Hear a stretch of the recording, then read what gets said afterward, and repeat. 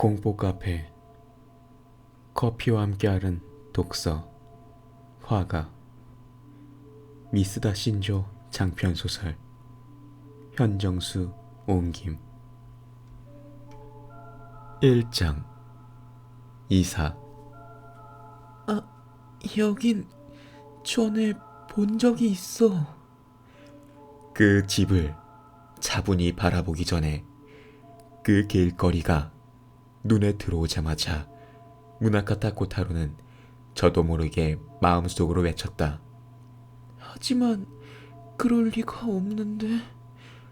고개를 갸웃하면서도 코타로가 그렇게 부정한 것은 태어나서 지금까지 수학여행을 제외하면 한 번도 전에 살던 치바현 밖으로 나가본 적이 없었기 때문이다. 도쿄에 온 것도 이번이 처음인데 도쿄 도심에서도 꽤 떨어진 무사시 나고이케라는 낯선 지역에 있는 우누키 마을 히가시 4번지 거리가 나딕다니 어떻게 생각해봐도 이상한 일이다. 사실 지금까지도 비슷한 감각을 느낀 적은 몇 번이나 있었다. 그런 경우에는 대개 안 좋은 일을 겪거나 위험한 상황에 처하거나 무서운 일이 생기곤 했다. 전에 본 적이 있다고 느낀 그 장소에서. 그래서 코타로는 기시감 같은 것을 느끼면 되도록 빨리 그 자리를 벗어나려고 했다. 하지만 이번에는 이제 막 이사 온 참이다. 아무리 수상한 낌새가 있더라도 당장 떠날 수 있을 리 없다. 말하자면 이 마을에서 무시무시한 경험을 하게 된다는 걸까? 오늘부터 자신과 할머니가 살게 될 집 앞에 서서 코타로는 몹시 불안한 시선으로 눈앞의 길거리를 바라보았다. 이사 온 집을 남쪽에 두고 히가시 4번지를 가로지르는 길이 기역자에 가깝게 호를 그리면서 동쪽으로 향하고 있다. 그리고 기역자의 아래 부분에 맞닿아 있는 외길이 서쪽으로 이어지고 있어서 지도에는 두 길이 기역자와 으자가 닿아 있는 것처럼 보인다. 그 기역자의 양옆으로는 집들이 사이좋게 5채씩 늘어서 있다. 일반 주택에 점포가 섞여 있기 때문에 집의 규모와 형태도 제각각이라 신흥주택지에서 흔히 볼 수 있는 획일화된 무미건조함은 느껴지지 않는다. 오히려 그 중에는 저택이라고 불러도 될 정도로 고풍스럽고 중후한 건물도 있어서 이 지역이 의외로 오래전에 개발되었다는 것을 알 수 있었다. 이것뿐이라면 그리 드물지 않은 풍경이다. 코타로가 이 정도로 강한 기시감을 느낄 리가 없다. 문제의 원인은 기역자의 끝에 있었다. 그것은 기묘한 존재감을 풍기며 마을 동쪽 외곽에 웅크리고 있었다. 볼록하게 올라온 전체적인 형태는 언뜻 거대한 거북이를 연상시킨다. 하지만 코타로에게는 얌전한 이미지인 거북이와는 반대로 마치 지금부터 눈앞에 있는 열채의 집들을 하나씩 집어삼키려고 땅바닥에 몸을 붙이고 있는 괴물처럼 보였다. 여기는 진수의 숲인가? 정신을 차려보니 코타로는 그 숲 앞에 멈춰 서 있었다. 길이 굽어져 있어서 조금 더 숲이 잘 보이는 곳까지 가보자며 몇 걸음 걸어갔을 뿐이었다. 그런데 어느샌가 집 앞에서 멀찍이 떨어져 있었다. 이사로 바쁜 할머니를 거들지도 않고 어슬렁어슬렁 기역자 형태의 길 끄트머리까지 숲의 입구까지 발길을 옮긴 것이다. 코타로가 입구라고 생각했던 이유는 길이 끝나고 숲이 시작되는 지점부터 바닥에 돌이 촘촘히 깔린 길이 신사의 참배길처럼 이어지고 있기 때문이었다. 그렇지만 비스듬히 왼쪽으로 뻗어나가는 그 길을 눈으로 따라가 봐도 한동안 뻗어나가다가 오른편으로 꺾이기 때문에 그 너머에 무엇이 있는지는 알 수 없었다. 그래도 이사 오기 전에 살던 동네에서 코타로가 뛰어놀던 진수의 숲과 눈앞에 보이는 숲은 어딘지 모르게 비슷했다. 다만 그 시골 마을의 숲은 신비로운 분위기라 경외심을 품게 만드는 존재였던 것에 비해 이 숲은 규모가 작음에도 어째서인지 정체를 알 수 없는 두려움이 느껴진다. 신령님은 자비롭기도 하지만 때론 아주 무서운 존재이기도 하단다. 지바에서 살 때 이웃집 할아버지가 자주 하시던 얘기였다. 만약 이곳이 신사를 둘러싸고 있는 진수의 숲이라면 그 중심에 모셔진 신령님과는 절대 관계하고 싶지 않다. 코타로는 한순간 그런 생각에 사로잡혔다. 그러자 문득 작년의 그 사건 이후로 다시 꾸게 된 악몽이 머릿속에 생생히 되살아났다. 그것은 코타로가 어릴 적에 자주 시달리던 무서운 꿈으로 오랜 시간에 걸쳐 인상이 흐려지다가 마침내 꾸지 않게 되었던 꿈이었다. 악몽 속에서 코타로는 새까만 어둠 속에 있다. 마치 별빛 하나 없는 암흑의 우주 공간을 떠도는 것처럼, 빛이 전혀 들어오지 않는 칠흑 같은 심해에 가라앉는 것처럼 주위는 늘 어둠이 가득 차 있다. 그런데 갑자기 세로로 길쭉하고 가느다란 빗줄기가 나타난다. 압도적인 어둠 속에서는 너무나도 가느다란 빗줄기이지만 그것은 그야말로 어두운 밤을 찢으려 하는 광명으로 보였다. 그 증거로 처음에는 너무나도 가느다랗던 빗줄기가 서서히 폭을 넓혀가기 시작한다. 선이 면으로 변화하고 이윽고 빛으로 넘치는 세상이 눈앞에 펼쳐진다. 그곳에서 코타로는 간신히 안도하고 어둠에서 빛의 공간으로 기어나가려고 한다. 그런데 그런 코타로의 눈앞을 늘 괴물이 막아선다. 밉살스러운 방해자는 요괴나 유령 혹은 괴수나 괴인으로 그때마다 바뀐다. 지금 생각하면 아마도 그 당시에 코타로가 가장 무섭게 여기던 존재가 나타났던 것이리라. 그래서인지 더 이상 그런 상상 속의 괴물을 두려워하지 않는 초등학교 고학년이 된 후로는 악몽을 꾸는 빈도가 급격하게 줄어들기 시작했고 이내 완전히 사라져버렸다. 그런데 악몽이 다시 돌아왔다. 게다가 되살아난 악몽에서 코타로의 앞을 막아선 것은 언제나 똑같은 검은 형체였다. 코타로는 깨달았다. 이제까지 등장했던 모든 괴물은 사실 그 녀석이 모습을 바꾼 것이었다고. 정말로 두려운 존재가 드디어 정체를 드러냈다고. 다시 코타로는 두려움에 떨면서 잠들게 되었다. 더 이상 가공의 존재라며 그 검은 형체를 무시할 수 없게 되었다. 악몽 속에서 흉측한 그 형체와 대치한 순간 그 녀석에게서 너무나도 현실적인 위험을 느꼈기 때문이다. 꿈속의 존재임에도 불구하고 그 형체는 실존성을 지니고 있었다. 무엇보다도 그 사실을 코타로 스스로 인정해버렸던 것이다.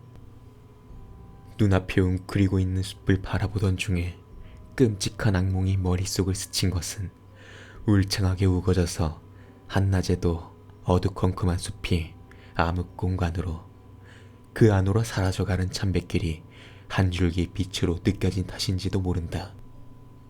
이사에서 환경이 변하면 악몽 같은 건 꾸지 않게 될 거라고 할머니는 말했다. 스스로도 그렇게 믿고 그렇게 바라고 있었다. 그런데 갓 도착한 지역에서 하필이면 대낮부터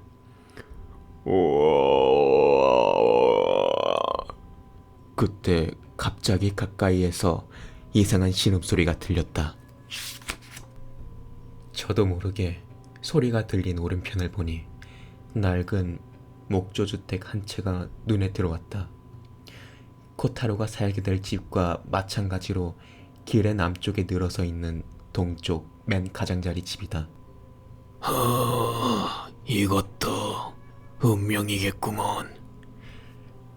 이어서 속삭이는 듯한 목소리가 주위의 공기를 진동시키고 그 소리가 귀에 닿는 순간 코타로는 저도 모르게 몸을 움찔했다. 문제의 집에는 코쿠보라는 문패가 있었다. 그 오른편에 나카타니 클리닝이란 간판이 걸린 깔끔한 가게가 있어서 더 낡아 보이는 것인지도 모르지만 거주자가 집을 제대로 돌보지 않고 있는 게 분명해 보인다. 그렇지만 폐가라고 단정하기에는 사람이 사는 듯한 분위기가 미약하게 남아 느껴진다. 조심조심 고개만 돌려서 어수선한 앞마당과 현관, 1층 퇴마루, 2층 창문을 순서대로 훑어보았지만 어디에도 사람의 모습을 찾아볼 수 없었다. 잘못 들었나 생각했지만 어쩐지 기분 나쁜 쉰 목소리가 귓속에 또렷이 남아 있었다. 어째서인지 기시감이 들은 길거리 한 구석에 있는 정체 모를 숲 앞에서 의미심장한 환청을 들었다는 사실에 어느샌가 코타로는 두려움에 떨고 있었다. 뭔가 무서운 일이 일어나려는 걸까? 전혀 영문을 알 수 없기에 더욱 불안해진 코타로는 얼른 이곳에서 벗어나야겠다고 생각했다. 이대로 머물러 있다가는 더 기분 나쁜 일이 자신에게 일어날 것 같은 기분이 들었다. 이삿짐 정리를 거두려야 해. 그렇게 코타로는 현실적인 생각을 하려고 노력하면서 굳어있던 몸을 억지로 움직였다. 그리하여 코쿠보가 앞에서 발걸음을 돌리려고 하는데 그것이 눈에 들어와서 저도 모르게 신음이 입 밖으로 흘러나왔다. 자칫하다간 비명을 질렀을지도 모른다. 절규하지 않았던 것은 얼굴에서 핏기가 가시고 순식간에 발뚝에 소름이 돋았기 때문이다. 얄궂게도 그 오싹한 감각들에 의해 비명이 억제된 셈이었다. 코쿠보가의 난잡한 마당 동쪽 구석에 거의 말라 죽은 듯한 감나무가 있는데 그 나무 뒤편에서 뭔가가, 아니 아무리 봐도 사람 같은 것이 가만히 코타로를 엿보고 있었다. 곧바로 절대 그걸 봐서는 안 된다고 생각했다. 그래서 시침이 때린 얼굴로 집까지 돌아오려고 했다. 기묘한 속삭임이 어디에서 들려왔는지를 간신히 알긴 했지만 그것과 섣불리 접촉해서는 안 된다는 기분이 들었다. 만일 같은 동네에 사는 사람이라면 언젠가는 서로 알게 될 것이다. 적어도 곁에 할머니가 있을 때를 골라야 한다. 그러나 그 생각을 행동으로 옮기는 것이 너무 늦었다. 코타로가 저쪽의 기척을 알아차린 것을 아무래도 저쪽 역시 깨달은 듯했다. 나무 뒤편에서 쑥 하고 얼굴이 나타났다. 마치 평생 맛볼 고난 전부를 한 번에 체험하고 그것이 뒤틀린 형태의 용모로 나타나버린 듯한 기괴한 노인의 얼굴이 결코 나이 탓만은 아닌 듯한 무수한 주름과 검버섯의 얼굴이 뒤덮인 딱한 마음이 들 정도로 무섭고 기괴한 얼굴이. 겉모습으로 사람을 함부로 판단해서는 안 된다고 생각하면서도 코타로는 몸서리쳤다. 온몸을 꽁꽁 묶인 것처럼 몸이 굳었다. 하지만 그런 공포 따윈 아직 시작이 불과하다는 것을 곧 뼈저리게 느꼈다. 그 노인이 가래 끓는 불쾌한 목소리로 믿기지 않는 말을 했기 때문이다. 꼬마야, 다녀왔니? 코타로의 머리끝에서부터 발끝까지 온몸에 털이 곤두서른 전율이 퍼졌다. 두 무릎이 후들후들 떨리기 시작했다. 그 자리에 서 있을 수 있는 것이 신기할 정도였다. 다녀왔냐니 대체 무슨 소리지? 머릿속이 새하얘졌다. 이 동네는 정말로 처음 와보는데, 아니면 처음에 느낀 기시감이 진짜였다는 이야기일까? 하지만 그럴 리가 없다. 애초에 무사시 나고이케라는 이 동네의 이름조차 전혀 몰랐으니까. 코타로의 얼굴은 경악과 공포에 질린 나머지 스스로가 느낄 정도로 심하게 일그러졌다. 그런 코타로의 동료가 전해졌는지 노인의 얼굴에도 변화가 나타났다. 그것은 의외로 의도치 않게 어린아이를 놀라게 만들었다고 후회하는 듯 보였다. 그러나 그 생각이 완전히 착각임을 곧 코타로는 알아차렸다. 고통에 가득 찬 듯 일그러진 표정이 그 노인에게는 미소라는 것을 깨달았던 것이다. 무수한 주름 한 줄 한 줄에서 지금까지도 뭔가 기분 나쁜 체액 같은 것이 흘러나올 것처럼 끈적이는 듯한 소름 끼치는 미소를 지으며 노인은 빤히 코타로를 바라보았다. 잡아먹을 듯이 코타로를 응시하고 있다. 그러던 중 노인의 목소리가 다시 들렸다. 역시 말이야. 가즈사의 숲에 계신 식령님이 너를 부르고 계신 게야. 또다시 종잡을 수 없는 소리를 하면서 나무 뒤편으로 모습을 감추며 말을 이었다. 순서는 제대로 지켜져야 하니까 말이다. 감나무 뒤편에서 끊임없이 목소리가 들려온다. 게다가 아무래도 조금씩 이동하고 있는 듯하다. 깨지게 되면 새로운 순서가 필요해지지. 이윽고 느릿느릿한 발걸음으로 나무 오른편에서 모습을 드러냈다. 그것은 꾀지지한 차림새를 한 나이가 짐작되지 않는 작은 몸집의 노인이었다. 다만 코타로 정도 어린아이에게는 노인이란 나이 같은 것을 이미 초월한 존재이기에 나이를 추측하는 것은 애초에 불가능한 일이었는지도 모른다. 그럼에도 불구하고 엄청나게 나이를 먹었다고 느낀 것은 그 노인의 용모가 인간을 넘어서 거의 요괴처럼 비쳤기 때문이다. 다만 상대가 노인임을 알고 코타로는 조금 마음을 놓았다. 여전히 두려움을 느끼는 존재였지만 그 전체 모습을 눈으로 보게 되자 조금이나마 여유가 생겼다. 앞으로 이웃에 살면서 만나게 될 할머니의 입장을 생각해서 적당히 이야기를 나누다가 돌아가면 되겠지 하는 생각까지 했을 정도다. 하지만 그런 생각을 하는 것도 잠깐이었다. 노인이 쓱 하고 코타로 쪽으로 갑자기 다가오기 시작했기 때문이었다. 이쪽으로 오지 마! 마음속으로 두 손을 마구 휘저으며 외쳤지만 실제로 코타로는 아무것도 하지 못하고 있었다. 자신을 향해 똑바로 돌진해오는 폐가에 사는 요괴 같은 노인을 그냥 바라보기만 할 뿐. 그리고 새로운 순서는 제대로 지켜져야만 하지. 또렷하게 노인의 목소리는 들렸지만 말의 의미에 주의를 기울이는 것은 지금의 코타로에게 불가능했다.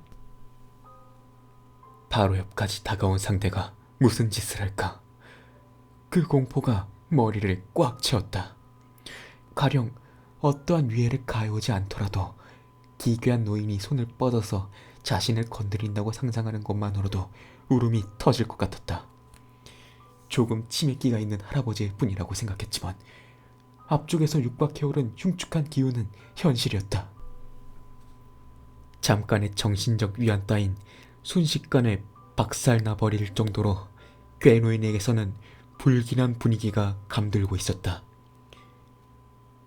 그것을 감히 지켜야 해. 마당을 둘러싼 생울타리 앞까지 다가온 노인은 눈앞에 장애물을 우회하지 않고 그대로 뚫고 나오려 한다. 물론 뚫고 나올 수 있을 리 없다. 곧바로 노인의 얼굴에 짜증스런 표정이 확연히 떠오른다. 그 머리가 이상해진 아들 놈은 그래도 영문 모를 중얼거림은 멈추지 않는다. 아무것도 이해하지 못하는 주제. 여전히 입에서 줄줄 흘리듯이 쉬지 않고 주저리 늘어놓고 있다. 그 모습에서는 압도적인 공포라기보다 절대적인 광기가 느껴진다. 다만 노인이 더 이상 다가올 수 없다는 것을 깨달은 코타로는 다시 조금 침착함을 되찾았다. 그리고 일단 이번에 이사 왔다는 인사만 하고 재빨리 이 자리에서 도망치자고 결심했다. 저기요. 이번에 저쪽 끝집에 이사온 갑자기 생울타리 사이에서 쑥 하고 노인의 오른팔이 뻗어나왔다. 무나타카라고 함? 코타로가 인식했을 때에는 이미 왼쪽 손목을 단단히 붙들려 생울타리 쪽으로 끌려가고 있었다. 노인의 힘이라고는 상상도 할 수 없는 억센 힘으로 코타로를 질질 잡아당겼다. 이거 놔주세요. 아파요. 정말로 당장이라도 왼쪽 손목뼈가 뚝 부러지는 게 아닐까 하는 두려움이 밀려들었다. 이 순간만큼은 괴노인 쪽으로 끌려간다는 두려움보다 손목뼈가 부러질지도 모른다는 두려움 쪽이 훨씬 컸다. 그 순간 그런 곳에서 뭐하고 있니? 뒤쪽에서 여자의 목소리가 들리자마자 왼쪽 손목을 쥐고 있던 무시무시한 힘이 거짓말처럼 사라졌다. 게다가 정신을 차리자 생울타리에서 쑥 튀어나와 있던 노인의 오른팔과 노인의 모습도 흔적 없이 사라져 있었다. 너 저 끝집에 이사온 무나카타 코타로지? 누구?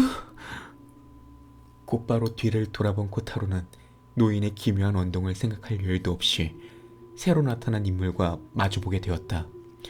그곳에 서 있던 사람은 코타로 또래로 보이는 소녀였다. 나는 오이카와 레나야. 오이카와는 날생자에 내 천자를 써. 레나는 얘도 얘자에 어찌 나자를 쓰고. 이름에 쓰는 한자를 공중의 손가락으로 써 보이면서 그녀는 얘도 얘라고 말할 때에는 한자의 뜻을 표현할 생각인지 인사까지 해보였다. 그것이 첫인사처럼 되었기 때문에 코타로도 당황하면서 인사를 했다. 저기 무나카타 코타로라고 합니다. 무나카타라는 건 무슨 한자를 쓰는지는 알고 있어. 그 애는 설명할 필요 없다는 걸 웃음으로 전했다. 코타로도 다음 달부터 나고이케 중학교 1학년이지? 나도 그래. 말하자면 우린 이웃이자 동급생이야. 아하. 참으로 얼빠진 대답이 코타로의 입에서 흘러나왔다. 치바에서 다니던 초등학교에서는 특별히 남녀 사이가 나쁜 것은 아니었지만 수업 시간 외에는 거의 교류가 없는 것이 보통이었다. 그런데 처음 만나는 여자아이가 친근하게 이름을 부르며 다가오니 코타로가 당황하는 것도 무리는 아니었다. 하지만 어떻게 이름을...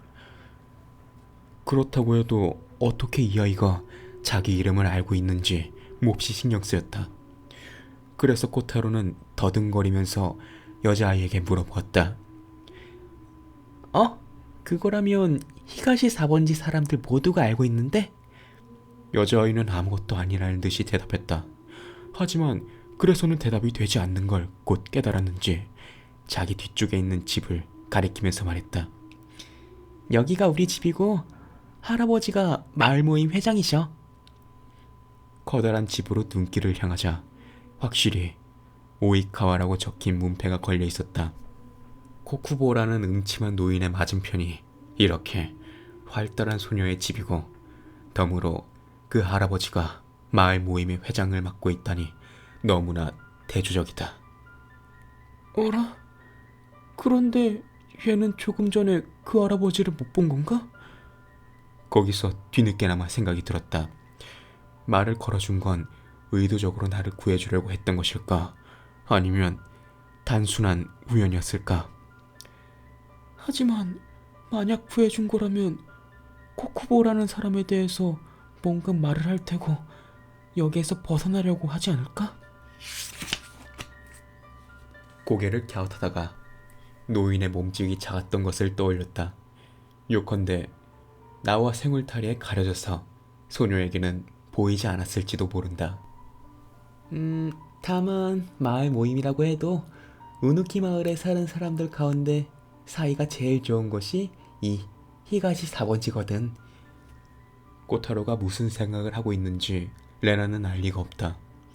그래서 이사 오는 것에 대해서도 벌써 며칠 전부터 할아버지가 히가시 4번지 사람들에게 다 이야기 해두셨어. 그래서 태평스러운 미소를 지으며 레나는 어느샌가 자기 할아버지 이야기를 했다. 오이카와 레나라고? 신뢰되게도 결코 미인이라거나 귀엽다고 할 수준은 아니라는 것이 코타로의 첫 인상이었다. 곱슬머리인 듯한 머리는 작은 폭발이 일어난 것처럼 헝클어져 있고 콧날부터 두 눈 아래에 걸쳐 죽은 개가 퍼져 있다. 다만 그것들이 어떠한 결점으로 보이지는 않는다. 오히려 매력 포인트처럼 비치고 있었다. 상당히 개성적인 아이네. 물론 괴노인으로부터 구해준 것에 대한 감사의 마음이 그렇게 느끼게 만들었는지도 모른다. 하지만 그렇게까지 전율했던 노인의 기묘한 기척이 금세 흐려지기 시작한 것은 역시 눈앞에 있는 오이카와 레나라는 소녀의 존재 덕분일 것이다. 잠깐만 코타로, 내 얘기 제대로 듣고 있어? 생각에 빠져 있다가 정신을 차려보니 레나가 정면에서 코타로를 응시하고 있었다.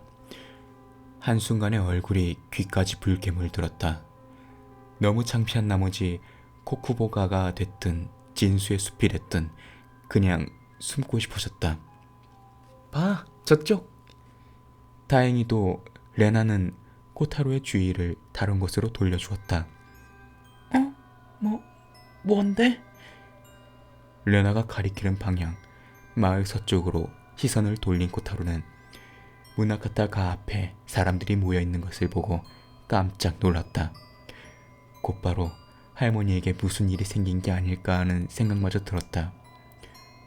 어라? 다들 뭐하고 있는 거야? 당연히 이사를 거들어주고 있는 거지. 너희 집에. 레나는 어이없다는 듯 눈을 크게 떠보였지만 다음 순간에는 웃기 시작했다. 자, 어서 돌아가자. 할머니 혼자서는 많이 힘드실 거야.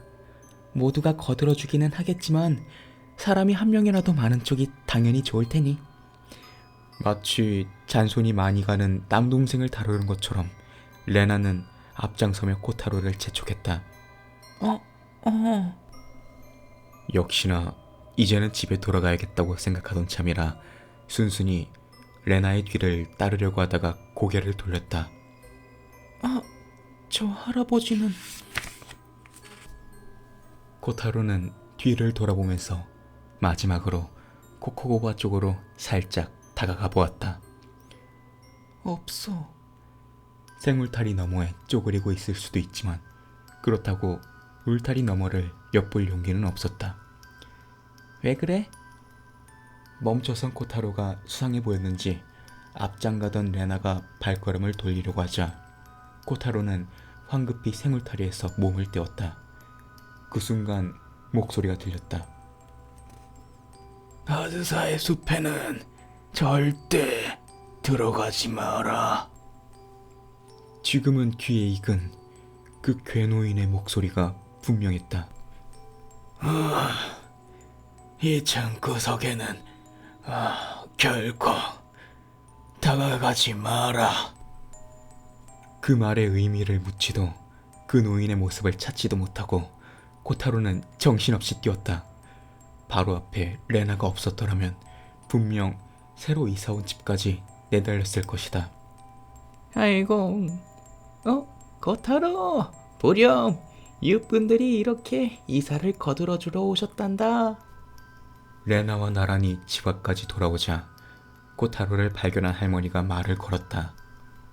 어디에 갔었냐고 손자를 나무라지 않았던 건 예상치 못했던 이웃들의 환영에 당혹과 기쁨을 느꼈기 때문일까. 어머나, 벌써 친구가 생겼니? 게다가 기운차게 인사를 하는 레나를 보고 마치 코타로에게 여자친구를 소개받는 듯이 기뻐했다. 할머니와 레나의 이웃주부들도 섞여서 금세 활기 넘치는 이야기꽃이 피었다. 이 사업체 사람들도 커다란 짐을 옮기기 시작한 참이라 집안 정리까지는 아직 여유가 있을 듯했다. 코타로는 새삼스레 이제부터 자신이 살 집을 바라보았다. 할머니와 단 둘만 살기에는 아주 커다란 2층 단독주택이었다. 집 외관이 조금 칙칙하니 결코 새 집은 아닌 듯 했지만 치바에서 살던 임대주택보다는 훨씬 훌륭했다. 할머니는 이런 집을 용케 얻었네. 소박한 의문이 솟아나긴 했지만 오늘부터 이곳에서 살게 된다고 생각하니 기분이 조금 나아졌다. 기묘한 기시감, 정체 모를 숲, 기괴한 노인. 그렇게 잇따라 이상한 일들을 겪었지만 마을 동쪽 방향으로만 가까이 가지 않으면 괜찮다고 생각하기로 했다. 어이카와 레나의 집도 그쪽이지만 그 문제는 천천히 생각해 보기로 하고 얼른 집안부터 둘러보기로 했다. 다녀왔습니다. 활짝 열린 현관문에 발을 들이자 어째서인지 자연스럽게 그 말이 입에서 나왔다. 어? 자기가 한 말에 스스로 깜짝 놀란 다음 순간